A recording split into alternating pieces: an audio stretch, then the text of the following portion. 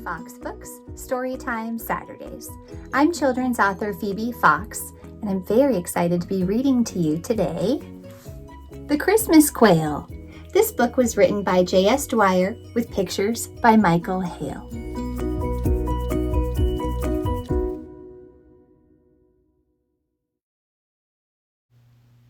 There it was, in a box of ornaments.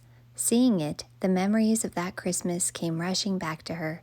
Now she wondered if the magic was still there. Christmas was Jamie's favorite time of year. She liked planning and decorating for the holiday. That Christmas, Jamie wanted to be in charge. Everything was finished except the tree. She knew exactly where the tree should go, but she didn't know what size it could be. So she measured the area for height and width. Then she was ready to find her tree. Tannen's tree farm had the best Christmas trees. When the family arrived, Jamie quickly went to work. She knew there were different types of trees, fir, pine, and spruce, to name a few. She also knew it was important to measure the tree before it was cut down. As Jamie walked around a row of balsam firs, she spotted it. A perfect tree, perfect in shape and size. She tagged it as hers and waited. Minutes later, Mr. Tannen appeared. With one pull of the cord, his chainsaw roared and down came the tree. Mr. Tannen quickly wrapped the tree to protect the branches on the ride home.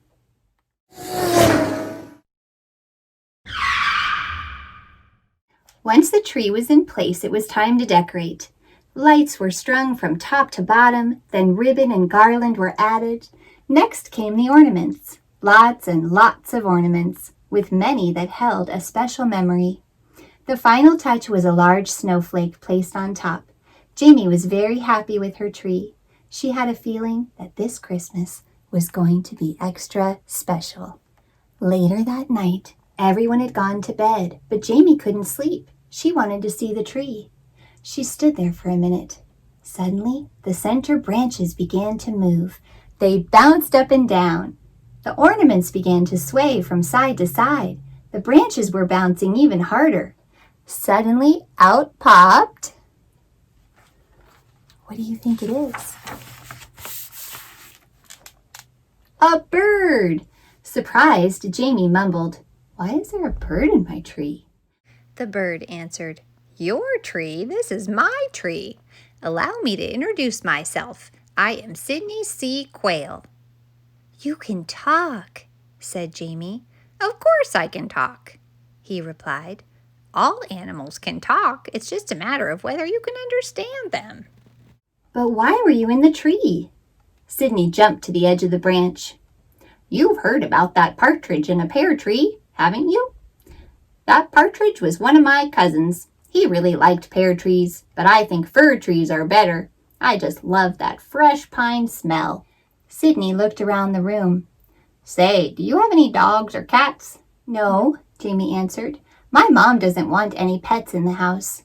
Sidney fluffed his feathers. "I'm not a pet, and don't start thinking of me as one." As she looked closer, Jamie noticed this quail was different. "Oh, you're looking at my head," said Sidney. "That is my plume, and it's very special. Every December it turns from black to silver. When that happens, my friends call me the Christmas Quail.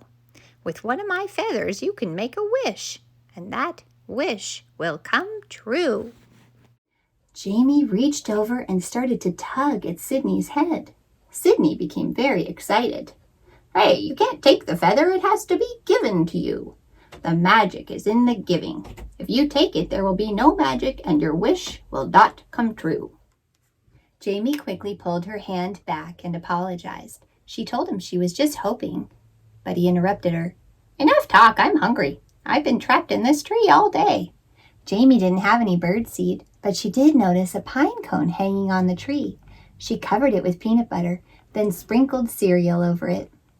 She hid Sidney's snack in the middle of the tree and put a small dish of water on the floor.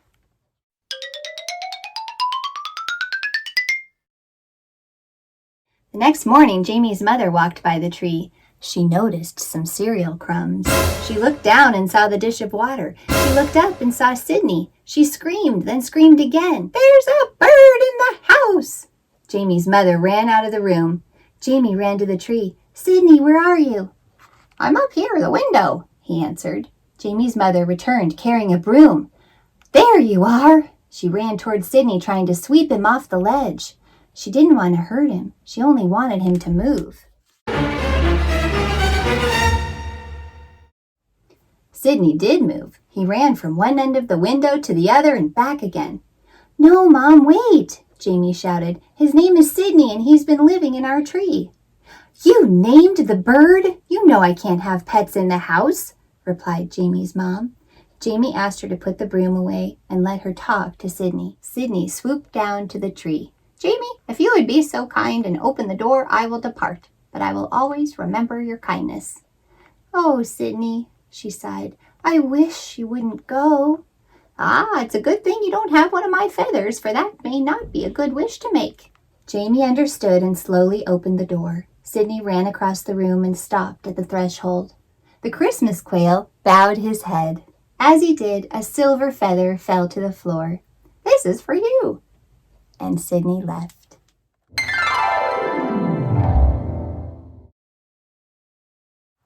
Jamie smiled at the small silver feather. For a moment she wondered what to do with it. She looked up and saw a clear ornament. She dropped the feather inside, and sometime in the future she could make a special wish. If you were given a silver feather, what would you wish for?